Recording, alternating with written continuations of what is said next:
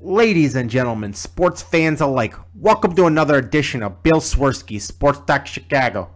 One of the couple, two, three best podcasts around. So sit back, grab yourself a cold one and a Polish sausage, park your keister in the French room, and listen to Bill Swerski, Sports Talk Chicago. In Chicago, you know that all sports rock. The Bears, Hawks, Bulls, Cubs, and Sox. Pick your favorite, you can choose. As long as the Packers lose. For everything you need to know, it's Bill Swerski, Sports Talk Chicago. Bill Swerski, Sports Talk Chicago. Hey everybody, welcome to another edition of Bill Swerski Sports Talk Chicago. This is your host, Sean. This is going to be a quick episode. It's late, it is cold and rainy, and I have work tomorrow morning, which I don't want to go to. But we are going to talk about the Bulls and the Blackhawks and quickly mock draft 5.0. But before we start, I want to mention, as always, our sponsors. First, the Rockford Ice Hogs. The Ice Hogs, in conjunction with the American Hockey League, announced today their schedule for the 2015 Western Conference quarterfinal series with the Texas Stars. With the fourth seed and home ice advantage, the Ice Hogs will begin the best-of-5 series on the road for games 1 and 2 before returning home to Rockford. The series kicks off against the defending Calder Cup champion Stars on Friday, April 24th at 7:30 p.m. from the Cedar Park Center in Cedar Park, Texas. The next game at home will then be Wednesday, April 29th at 7 p.m. at the BMO. Fun for the whole family. Only 90 minutes from the city limits. Make sure you check out icehogs.com. The show is also brought to you by audible.com.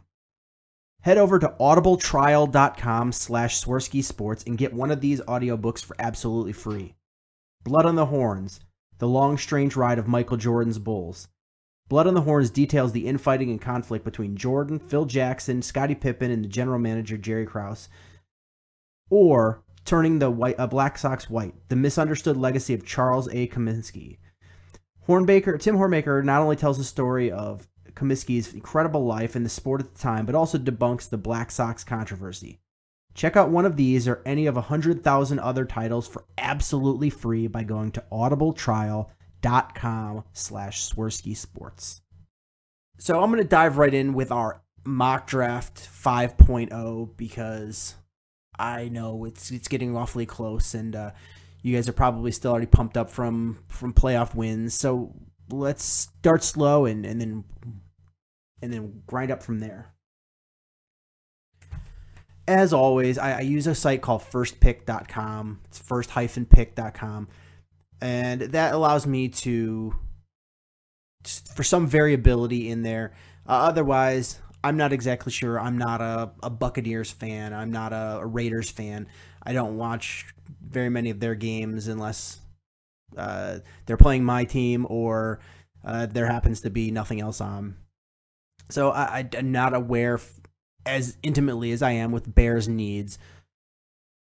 So everything that I'm reading is based off of quote-unquote expert opinions. And with this site, it allows me some variability where I'm not going to keep choosing the same picks over and over for them. So it lets the computer use some sort of artificial intelligence to pick who they think they'll go based on their team needs and draft boards and such. So sometimes when you do a mock, it's a little bit ridiculous where you'll see like a Jameis Winston fall to 7th for the Bears pick. And I mean, granted that could happen, but very unlikely. So I usually do 4 mocks and then kind of pick out the most realistic one. I guess realistic would be the right word. So without further ado, mock draft 5.0.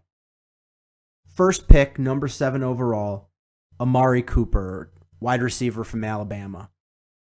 And as I've progressed a little bit, like I said before, is I really like Shane Ray, but enough people I respect have questions about him. So it makes me wonder if you waste the number 7 pick all right, I don't say waste. If you use a number 7 pick on a guy that has that many questions, and granted, even though I don't question him as much, I still feel that maybe he takes a year or so to develop, and with the number 7 pick, you need a guy who's going to come in right in day one and start. And so, like I've said before, there's only 5 guys that I think will start day one, absolutely, that are surefire lock starters. And I'm choosing one in Amari Cooper, who's going to come right in, fill the hole Brandon Marshall left at wide receiver. I feel like Kevin White is the better wide receiver of the two, but his freak athleticism, I think, is going to move him up the draft board, and I don't think he's going to be available when the Bears pick. I really think somebody's going to jump up and snatch him away, which will be a shame, except that, I mean, you're not losing out. You're still getting a really good wide receiver in Amari Cooper. But he is the second best wide receiver, in my opinion, and he will be the second wide receiver chosen.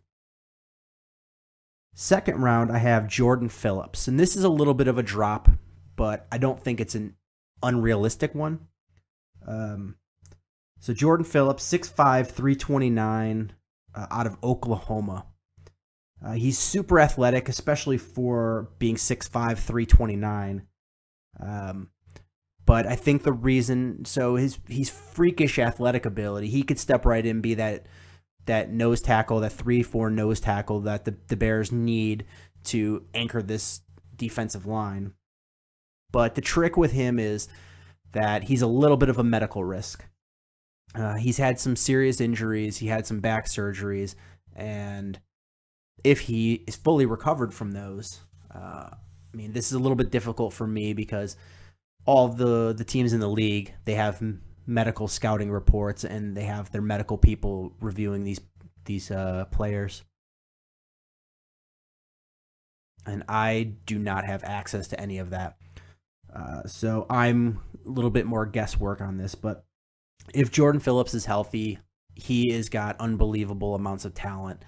One of the big knocks on him is basically the usual defensive tackle issues that they have, taking plays off, pad level high, standing upright, slow off the ball. I mean, these are things that pretty much almost every defensive tackle is a knock on him.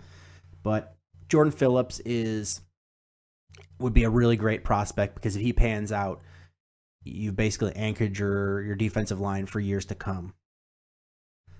The third overall pick is another one that I think is a little bit of a stretch, but because he seems to be flying up draft boards from maybe a month or so ago, is Ibrahim Campbell, the strong safety out of Northwestern, so local kid.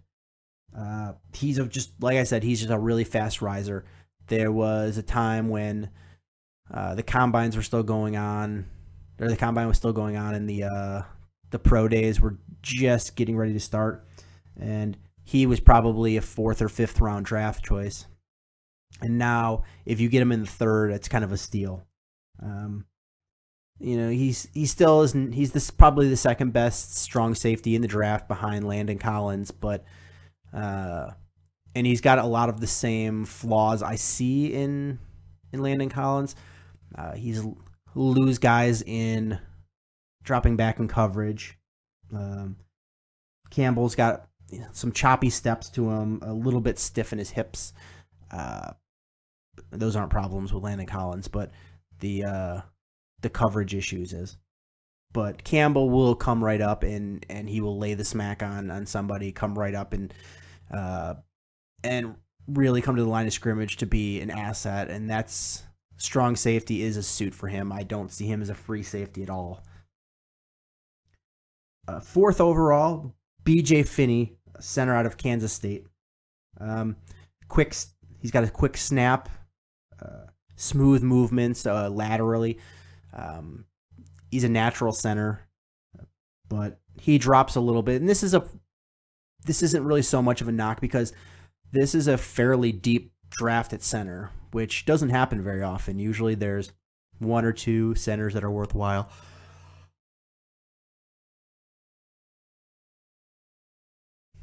Usually there's only one or two centers that are worthwhile, and maybe a guard or so that could play center if need be. But this year's draft is pretty stacked at center. BJ Finney is probably the third best, maybe fourth best center that's available. Probably, I guess, fourth best. But that doesn't take too much away from him. I think he's got a good career in front of him. He's a big kid. He can snap the ball well. Plays a little bit high. Doesn't have a mean streak, but I don't think that's necessarily a terrible thing at center. Keep a little bit of a level head. I don't want another Olin Kreutz maniac on our hands. And yeah, I said he's a maniac because he's an absolute maniac. Listen to some players that were younger than him that come in, like Hunter Hillenmeyer, and they'll tell you what an absolute animal Olin Kreutz was, and bully, and just an all-around mean, nasty person. Ask Fred Miller's jaw. But that's neither here nor there. 5th round pick, I chose a quarterback. Sean Mannion, quarterback out of Oregon State. And I talked about him pretty in-depth during our quarterback breakdown. I like Sean Mannion. I think he's the 3rd best quarterback in the draft. I mean, it's a pretty far step from Jameis Winston all the way down to Sean Mannion, but he definitely has a lot of flaws. But when I watch him, I see a lot of potential as well. A lot more potential than I do flaws.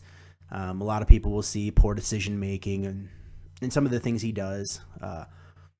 But I really see what he could do, and I see NFL. I mean, he's got good NFL size. He's got the arm, and I really think he can project as a good pocket passer in the NFL. So, taking a 5th round chance on him, I'm fine with that. And then last but not least, 6th round pick, Lorenzo Dost, cornerback out of Tulane. He's a really good athlete. He's got really good hands to intercept balls, but he's a little bit slight. He's 5'10", 182. Doesn't have explosive speed.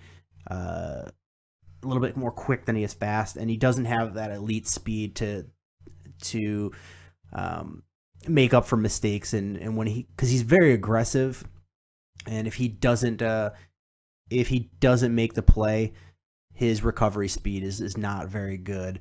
So that's really why he falls. Had he had a faster speed and a little bit bigger, he would be looking at 1st, 2nd round. So that's mock draft 5.0. Nothing too crazy, but Amari Cooper, Jordan Phillips, Ibrahim Campbell, BJ Finney, Sean Mannion, and Lorenzo Dost. I think it's a pretty solid draft. It not only do you get some value with guys falling a little bit later than they might, but you're also filling some holes. You got your wide receiver, defensive tackle, a future safety, a center that could either be redshirted or come right in and start, backup quarterback you can groom, and nickel or dime corner / special teams player. So yeah, nothing too crazy, but I think it's a fairly solid draft. So let me know what you guys are thinking and who your small school / later round guys that you're looking at are. Because I really like to hear that. Everybody knows the big names from the big schools, the Alabamas and the Florida States. But I want to hear some of your small school guys or your late round picks that you think are going to be players to watch. We can definitely talk about those. And if it's not somebody I am super familiar with, I'm more than willing to go through and watch some film about them so we can have a little bit of discussion. And like I said, the Bears have been very slow with the free agency at this point because there's nothing really to do. You don't want to start signing too many guys right now because basically we're at this point when you're looking at the roster, you're just adding a bunch of guys, and it could be you're filling holes that you have. It could be that you're displacing players that are already in those spots. there's really no determination of that until you actually get players on the field. That's when they start practicing. They develop these depth charts and kind of see where you are at. I mean, there's some positions like Matt Forte is going to be the running back. That's pretty much a given. Alshon Jeffrey is going to be one of the top 3 receivers. That's pretty much a given. Kyle Long is going to be a starter on the offensive line, barring injury. That's a given. But then you start looking at, are both safety positions locked up? Are all of the cornerback positions locked up? Linebackers.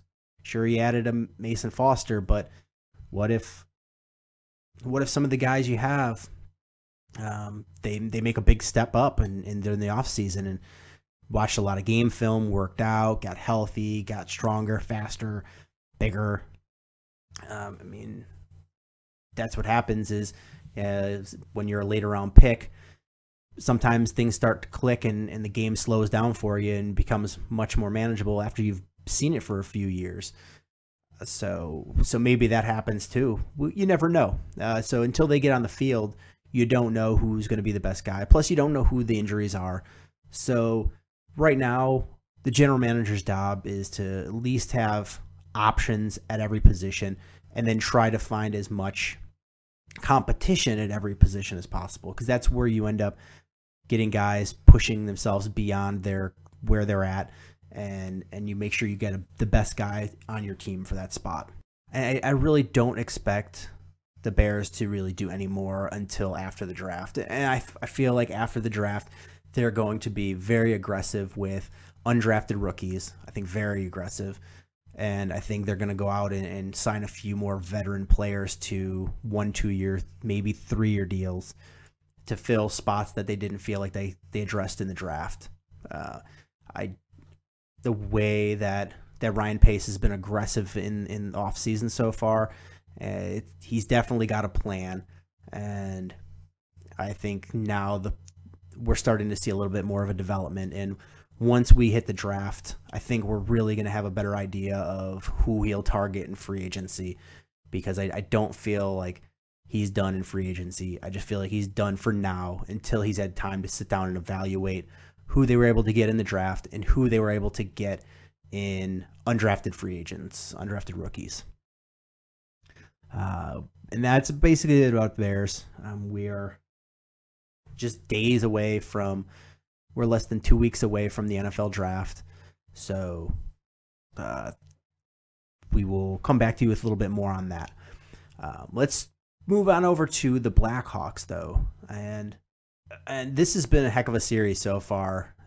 You wouldn't expect that both teams were playing so bad going into the end of the season, into the playoffs. But it's really been a good series to watch. I have a lot of friends that aren't hockey fans or are fans of teams that are no longer in the playoffs, or their teams just weren't playing that night, and they've been watching the Blackhawks versus the Predators. And I keep getting texts and Facebook messages and such that saying this series is so awesome. This is what hockey's about, and it's really great to see because both teams have been playing pretty well. The big thing for me, though, is with the Blackhawks leading the series 2-1, I think they've got this in control. But the big head scratcher for me has been Coach Quenneville. I think the best quote I read about it on Twitter is, I live tweet a lot through the games and chit chat with people, but somebody said that Coach Quenneville isn't exactly the 1991 Mike Ditka, but he's pretty close. And for those of you that don't remember, Mike Ditka had a great career coaching the Chicago Bears, but at some point the game sort of passed him by and it was time for him to go. It was a sad day in Chicago, but he had to get let go. And we're getting to that point, I think, with Coach Quenneville. He's just so stubborn and set in his ways. And I get it. He's won a lot of games. He's won several Stanley Cups. He's Hall of Fame coach. He's one of the all-time great coaches. But at some point, the game is passing him by, and his stubbornness and unwilling to changeness is detrimental to the team. And you're probably thinking I'm going to say this about the goalie change. I'm not. I don't mind that he said for game 2 that he was going to start Corey Crawford. I'm fine with that. Corey Crawford had a hell of a year. Statistically, he had a fantastic year. And he's been your goalie. He's won a Stanley Cup. He's your high-paid guy. And you stick with him, that's fine. I get it. Darling's young. Darling has had a rocky career. He's gone up and down from the National League to the American League. So that's he's been back and forth, between Rockford and Chicago. So he's had an up and down season. So I'm totally fine with that. Going forward for the rest of the series, unless Scott Darling poops the bed sometime in the next game or two, I don't see how you start Crawford. The NHL Stanley Cup playoffs are basically a ride the hot goalie. That's how you win. When the teams that are winning have goalies that are just playing lights out. Whether it be Mike or Jonathan Quick, whether that be whoever, you have to have a goalie that's playing fantastic. Corey Crawford's not playing well, and Scott Darling's got the hot hand. So if you're Coach Quenneville, you've got to be silly to not just ride that out and keep playing the hot-handed goalie. You have to. I didn't knock him the first time because I was hoping it was just a one bad game by Crawford, but he had a second bad game too. And I can't put all the blame on Crawford. The defenses look pathetic too, and part of that is where I am faulting Quenneville, and that is by keeping playing Roosevelt. I mean, he's just bad out there. And then what he's doing is two bad things. Is one, he's mixing up the lineups, the defensive pairings. I keep harping on this, is you're going to have the best pairings when you pair guys that play well together and that know each other well. And that would be Keith Seabrook and Jalmerson Oduya. Those pairings work. And Roosevelt, during the regular season, fine. If you're going to play him as one of the third pair, one of the 5 or 6 guys, that's fine to spell somebody. But you can't keep playing him in the playoffs, because what happens is you're playing Roosevelt and he becomes a liability. So then you tighten your defensive pairings, and you end up playing Duncan Keith for too many minutes, Jalmerson for too many minutes, Seabrook for too many minutes, and Oduya for too many minutes. And if you're only playing for half the game for your defenseman, that's just like suicide in the playoffs. You can't do that. You can't keep playing 4 guys on defense and expect to win a Stanley Cup final. I get it. You had some things not go your way. And you had TVR, who you liked, have 2 pretty severe injuries. You traded for a veteran defenseman, and he just hasn't had any gas in the tank. And he's looked a little slow out there. Been a little bit of a liability as well. I get it. But David Rundblad has not been that good either, but at least he's young enough and he still has wheels. That's at least something I can say for him, is he got some wheels on him that Michael Roosevelt doesn't have. So if you're all things considered, is at least put the guy out there that has wheels. You had some younger guys that you could have brought up from Rockford, but you traded them away for basically nothing. And then you've got Kaminsky, who you brought up on the playoff roster, but you decide not to play. So it's Coach Q. This is Coach Q being stubborn.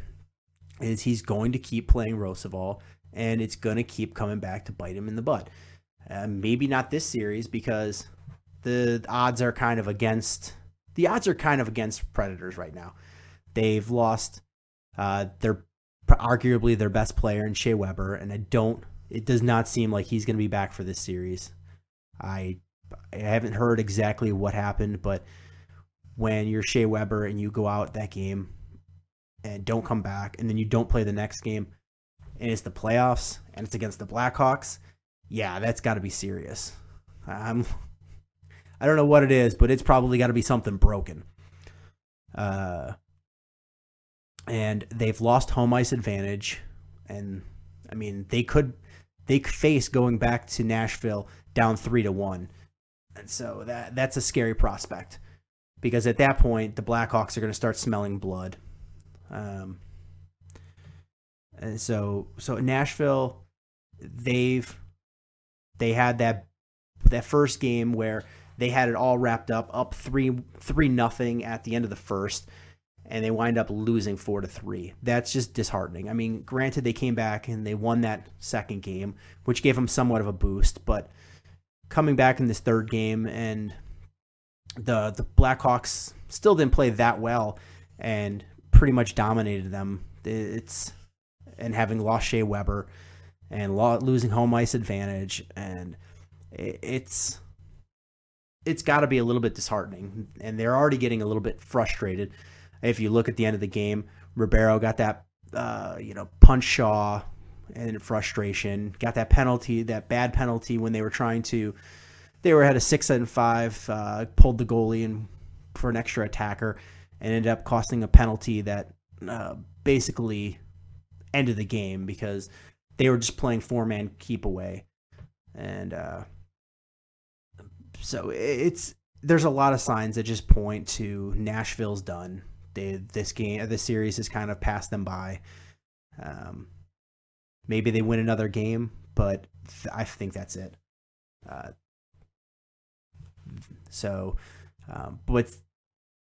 regardless of what this series holds, is there's a lot of tough hockey left to play. If you win this one, you've got a really tough series going forward of either playing the winner of St. Louis or Minnesota, which I'm fairly confident that St. Louis is going to win, but you never know. But that's a tough series, and then probably have to face Anaheim before going on to face whoever in the Stanley Cup Finals. Like, if you make it that far, like, you've got a lot of tough hockey left to play, and you can't keep riding 4 defensive players. You've got to have, you've got to put the best guys in playing forwards too. Desjardins has been playing really well. He's aggressive, getting shots off. You got to play him.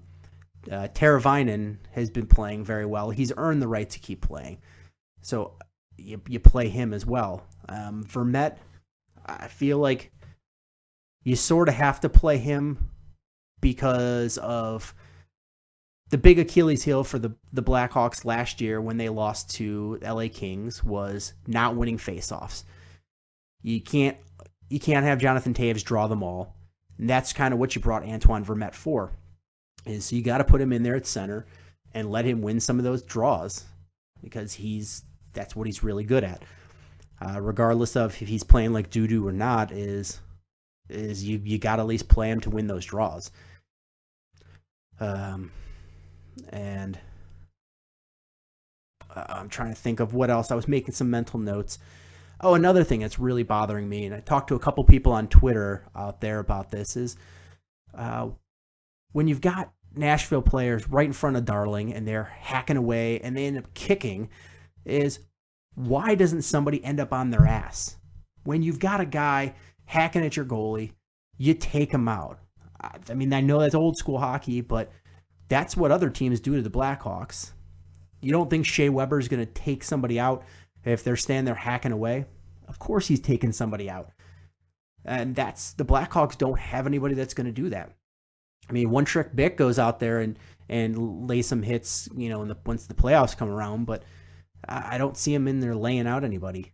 You've got, somebody may give him a shove or a little bit of a cross check, but nobody's actually going in there and just leveling the guy that's in there hacking at your goalie. I know that's not what the Blackhawks do, but you've got to add a little bit to your game to get back to the big dance. But looking forward, I really think that they've got this series they're going to win this series. And then it's onward to St. Louis Blues, who I feel they can beat, but St. Louis is just playing so well the final part of the season that it's going to be a tough one. But I don't want to address that too much until we have all the ducks in the row and we have won this series. Nothing's guaranteed until you've actually won 4 games in the series. So I'm not going to talk ahead to next round until we've actually knocked out Nashville. But I guarantee I will talk more about that, and I hope to have another guest on to talk some hockey and talk a little bit more Blackhawks stuff next week. And the one last thing I want to talk about is our Chicago Bulls. And again, just like our Blackhawks, they wound up with the draw that I was really hoping they'd get. Toronto ended up with the 4th seed and the unlucky right to have to play the Washington Wizards, who I don't think they're a fantastic team. I think Toronto and the Bulls both are better teams, but they're just a thorn in the side that nobody really wants to face. And they proved it. Toronto had a big lead, and Washington caught up. They took it to overtime, and they eventually won. So I was really shocked to find that the Bulls did get the 3rd seed and the right to dominate Milwaukee in the playoffs. And like I said before, not to take anything away from Milwaukee, the Bulls just really have their number, match up well against them. And the great thing is, however many games it takes to win this series, it's basically all home games for the Bulls. When they are at United Center, home court advantage. When they go up to Milwaukee, home court advantage. It's basically, if you're a Bulls fan, you drive, if you're in the city, 45 minutes an hour. If you're in the northern suburbs, 30, 40 minutes. And you're in Milwaukee, you can readily get tickets, much cheaper than the United Center, easier to park, and it's home court advantage there as well. The Bulls came out and dominated in the first half and held on to the lead, didn't blow it. They had the first game, and that was with Paul Gasol, who has been the one that just absolutely demolished and dominated in most of the games this year against Milwaukee, having a really poor night. He played a lot of minutes, but he didn't really do anything in those minutes. It's been he was on a 5, I believe it's 5 for 17 shooting, 10 points. Not a good night for Paul Gasol, but you figure if you put him even have an average night, you're really Milwaukee's really in trouble. And a lot of what I was reading was that a lot of people gave thought to the Milwaukee could beat the Bulls because of Michael Carter-Williams. And I get it. They said Michael Carter-Williams dominated when he played against Aaron Brooks because he's much bigger and could post him up, and he was going to do the same thing to Derrick Rose and blah, blah, blah. And I get it, that you can have one huge matchup and use that to your advantage in the playoffs. But we're talking about Michael Carter-Williams here. We're not talking about Kobe Bryant. We're not talking about LeBron James. We're not talking about, Curry or Harden or somebody that's a great player. We're talking about Michael Carter-Williams, a guy the 76ers traded away. And he played 34 minutes and wound up with 9 points. 9 points. Not that worried about it. They don't have a lot of options to match up against the Bulls. And if need be, if you get Michael Carter-Williams dominating Aaron Brooks and Derrick Rose, you put Jimmy Butler on him. That takes him away. Boom. Option eliminated. Because he's not going to do those things to Jimmy Butler. And guess what? It's, even though Gasol had a bad night, you started to see the flashes of MVP Derrick Rose. You even saw the chance of MVP during the game. Derrick Rose came out, was aggressive, and just started to look like the old Derrick Rose that we came to know and love. The fearless going to the basket and aggressive, and that was great to see. And if that guy is fully back, Milwaukee stands no chance. And if that Derrick Rose comes back and we don't lose any more to other people to injuries, then LeBron better be shaking in his boots too, because this is being a tough matchup. So Derrick Rose was 9 of 16, 3 for 7 from 3 with 23 points. Not a bad night. Jimmy Butler had a really good night too, 25 points. So it was a good night for the Bulls, and I think they can play better even. So I was talking with Gary today, our friend Gary that's on the show sometimes. He stopped by today. I gave him some DVDs so his family can watch on his way back from his baseball game. And we just quickly chatted because it was raining. But I said I think the Bulls are going to win this series 4-1. And he's like, I legitimately think the Bulls are going to sweep them 4-0. I never want to predict a sweep because it's hard to sweep a team in the playoffs. But it really well could happen. I think the Bulls just match up so well against the Milwaukee Bucks, and I think it's pretty much destined, as I see absolutely no chance of the Celtics beating the Cavaliers, short of LeBron breaking his leg. So we're looking to see round 2, Cleveland versus Chicago, LeBron versus Derrick Rose, and I think that's what a lot of people wanted to see. They're, in the other conference, you've got a lot of great teams. You've got Golden State playing well, Portland and Dallas and San Antonio, and you've just got some awesome teams. And I really feel that the winner of that conference is going to come out and be the NBA champions. But I think that the average Joe basketball fan really wants to see this Bulls versus Cleveland matchup. I think that's one that's more exciting, maybe to anybody outside of California. So I think NBA fans are going to get a treat because it's going to be finally the series where the Bulls are able to play against LeBron with Derrick Rose. It's finally the series everyone wants to see. And it's granted it's not against the Heat, but it's LeBron's new team in Cleveland. A couple of injuries. Taj hurt himself in the fourth quarter. We're waiting to see how bad that was. And then Kirk Heinrich is still injured.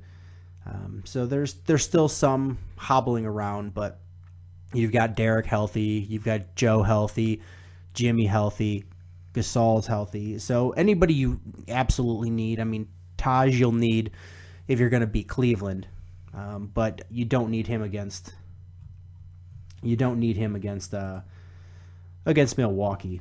And he strained his right knee in the fourth quarter, and then he's had that strained left shoulder for a while. So we'll wait to see how Taj comes back. I wouldn't be surprised if they let him rest for a little bit against Milwaukee, because I don't think you're going to need him as much. You'll need him against Cleveland. And Heinrich's still nursing that left knee. So I guess that's really about it for basketball. It's not that exciting of a series. It's just exciting to see Derrick Rose start playing healthy. Jimmy starting to play like he did in the first half of the season. Would love to see Gasol play less minutes. I don't like seeing him play 36 minutes a night, being his age. But, and I guess I'll leave you guys with one question that I don't want to get into too much because it's speculation at this point. But what would it take you to be okay if the Bulls let Thibodeau go as their head coach? Is there anything? I mean, if they lose the series to Milwaukee, are you okay with them firing Thibodeau? What about if they lose to Cleveland in the second round? What do you think it would take for you to be okay with it? So email me at the email address is on the website, which is swerskisports.com. You can tweet me at Swerski Sports or facebook.com/Swerski Sports. Any of those ways, hit me up and let me know what you think about Thibodeau and what you think your predictions for round 2 are. With that, I'm going to wrap up this episode. Thanks a lot for listening. Check out our sponsors, the Ice Hogs and Audible.com. And thanks for listening. And until next time, bear down. Cubs win! What a lucky break! The good Lord wants the Cubs to win! We thank Ditka and God for all they have provided. Cubs win! Cubs win! Cubs win! Oh, I don't want her. You can have her. She's a Packer fan. She can't fit in my van.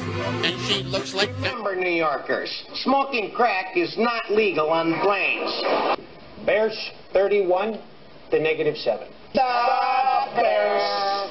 Oh, when the Bears go bearing down.